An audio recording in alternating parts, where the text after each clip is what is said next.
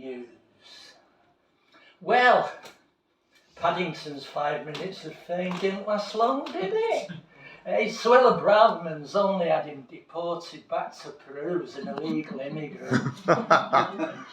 Snow White's been forced to claim universal credit since they closed down the mine and made the Seven Dwarfs redundant. And if you think Grumpy was bad before, he's less than happy at having to sign on. Tin Man's waiting for a heart transplant from the National Health still. It's over a year now.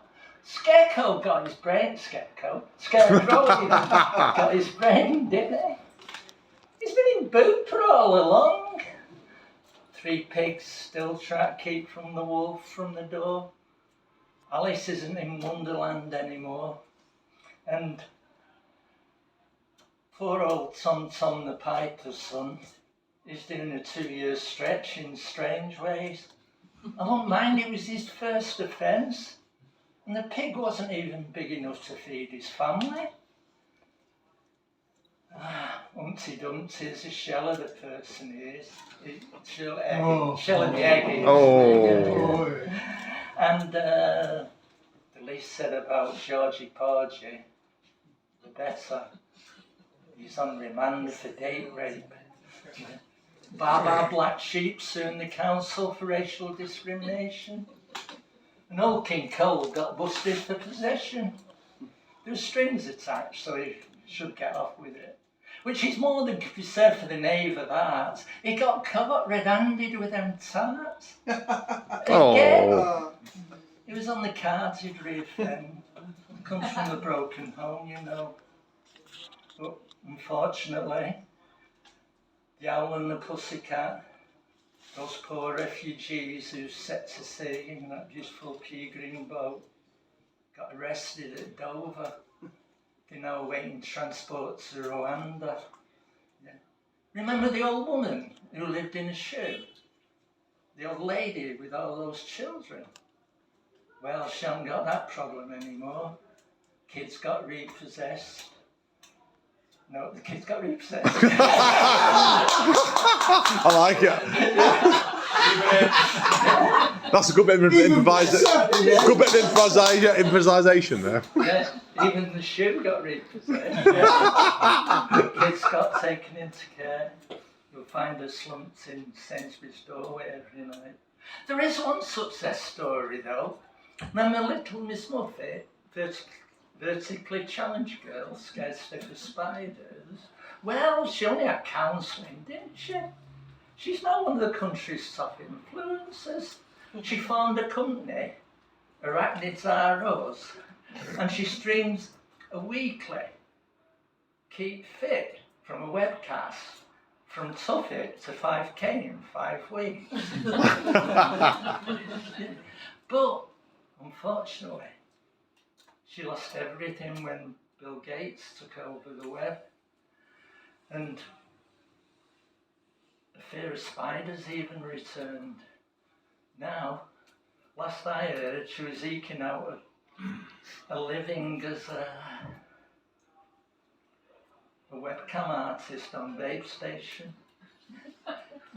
As you've guessed, these are just the ramblings of my fevered imagination. They couldn't happen in reality, could they? Thank you. Yeah. Okay.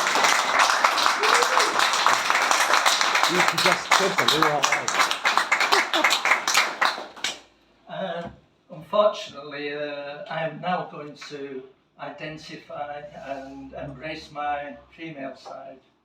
So, I'm going to my partner Eve couldn't be here tonight, as she's having a boiler service, which isn't a euphemism.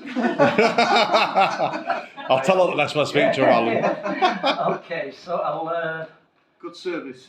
I'll read out Eve's bio, really, if I can. I've got contact lenses in, so it's a bit difficult. But Eve Nortley is a Birmingham-born writer with a passion for ecology, heavy rock and bird's custard. That's true. She has a background in the NHS and academia, As a performance poet, she has shared her work countryside on festival stages and the central reservation of Preston New Road. I was there with that one, the anti-fracking, in support of the environment and the right to peaceful protest. Eve is the co-author of 2 collections, Love and Lust in Bury and Rochdale, and Driftwords with Christopher Bainbridge. She's recently published a collection of poetry and prose paying homage to her own town, Bournemouth. She's currently performing as half of the innovative comedy duo Chalk and Cheese. I'm the other half. Okay. I'm going to read off the phone because I've got contact lenses and I can't see in the book. So let's hope. Right. This is called, it's a letter full of love, and it's actually a letter to Eve's youngest daughter, who's 23, and they've not seen each other for a while. So I'll try and do it justice. My darling Fran, I'm writing to tell you how much I love you, as I know I don't tell you anything like often enough.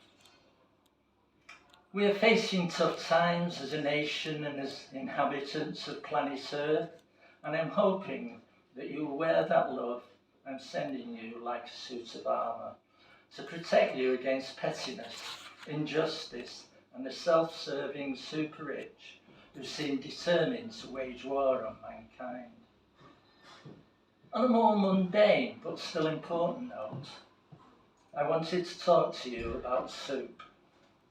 Always a warm and heartening subject, apart from that vichy roi, which in my opinion sounds like a very unpleasant French swear word.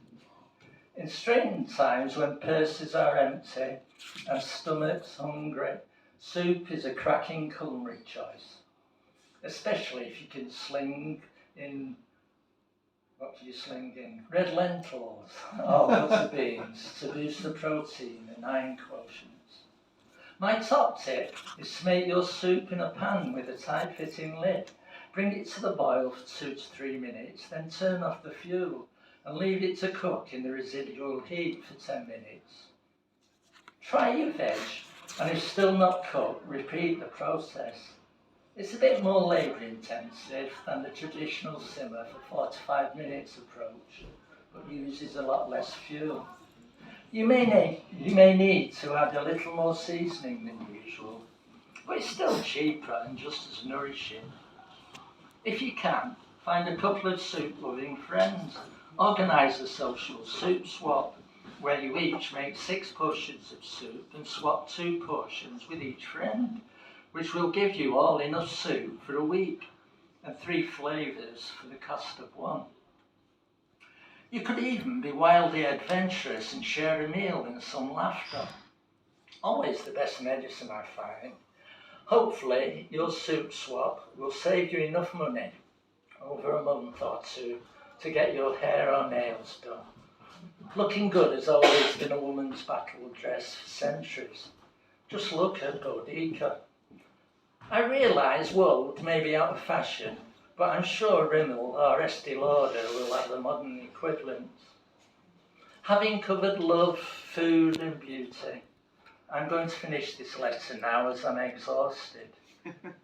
Sending you sunshine, love and laughter so you can shine a light in the darkness. Mom. Thank you.